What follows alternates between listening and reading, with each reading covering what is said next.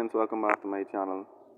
In my recent video, I discussed Tariq Nasheeds' most recent documentary called Microphone Check.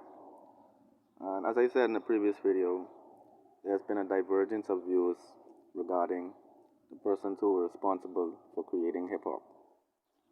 And what I found to be a challenge for us is the divisive nature of this topic. It's a very polarizing discussion, and many persons thought that I was trying to give credit to Jamaica for hip hop, right? And let me just make it abundantly clear. The FBA population are the progenitors of hip hop as we know it today. And I say this because KRS-One has always made it clear that hip hop is MCing, graffiti, and dance, right? And so, because of this, we know that graffiti was not created in Jamaica. We know that the hip hop, beatboxing, and breakdancing was not created in Jamaica, right? As a culture, hip hop does belong to the FBA, but there were people before FBA who were engaged in something similar to rap. And I'm speaking about the Jamaican dancehall entertainers of the 1960s who were already toasting over beats. I said this in a previous discussion, and I stand by that. But what I found to be regrettable is the negative back and forth between Lord Jamar and KRS-One.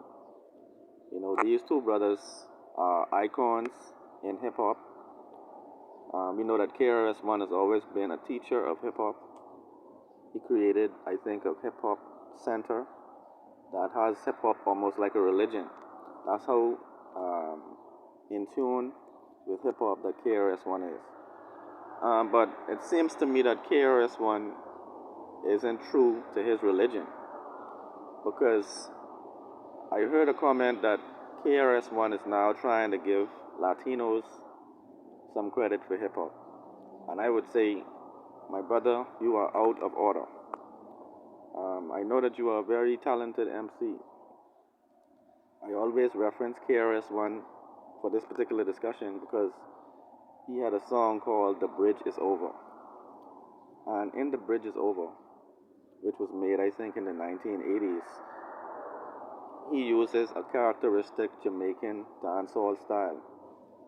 You know, and you can tell that dancehall has always been closely interwoven with hip hop. I'm not saying dancehall was hip hop, but dancehall has always been a popular source of inspiration for beats and for cadences in hip hop. This cannot be denied. The greatest rapper who has ever lived, the notorious B.I.G., is from Jamaica. Alright, his mother is Jamaican. B.I.G.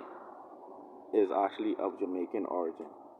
Persons like Busta Rhymes are of Jamaican origin. Some of the most prolific rappers are from Jamaica. Alright?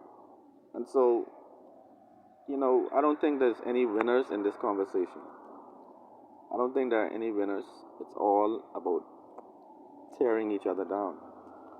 And as I said in the previous video, I believe that this type of tone has been set by the reparations discussion years ago, when persons just began to draw a line in the sand and now say that Americans of the FBA lineage are now against Americans who migrated. You know, it's a very toxic situation that is now producing more and more chaos as the years go by. And I think that we need to really get back to a Pan-African awareness. I do not agree with many transplants or migrants who move to America who have now begun to side with the dominant society. You know, I think that xenophobia has a role, because you will find that everywhere that migrants go, the persons of the dominant culture will look at them with suspicion and begin to castigate them because of their cultural norms, their heritage, and the things that they would instinctively do as persons of their particular country. And so for me, we can all see the way that hate produces more hate. As Malcolm X said, this is the hate that hate produced. And it's only because after slavery, we were a broken people trying to put the pieces back together in our respective societies. And we haven't learned how to embrace people of other heritage. We find that there's always a white minority or majority in America's case that seeks to use foreign labor to undermine the local labor. I recently did a course speaking about unions and the history of labor, and we find that these same dynamics existed everywhere.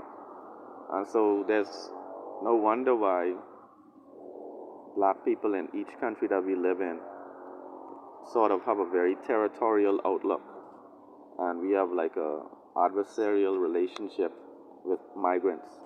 And it's because the white minority or white majority has sought to undermine us in our territories by bringing in cheaper labor and even sometimes rising these individuals to higher heights than even the locals in our respective countries.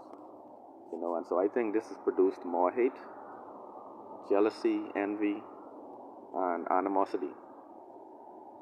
But I would just like to close this discussion by saying that whoever we want to ultimately attribute hip hop to, it's going to be an African person, a person of African descent.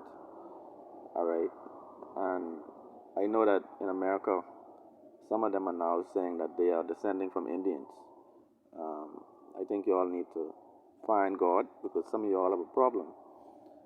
But family, let me know your thoughts in the comments below about all these dynamics. One love.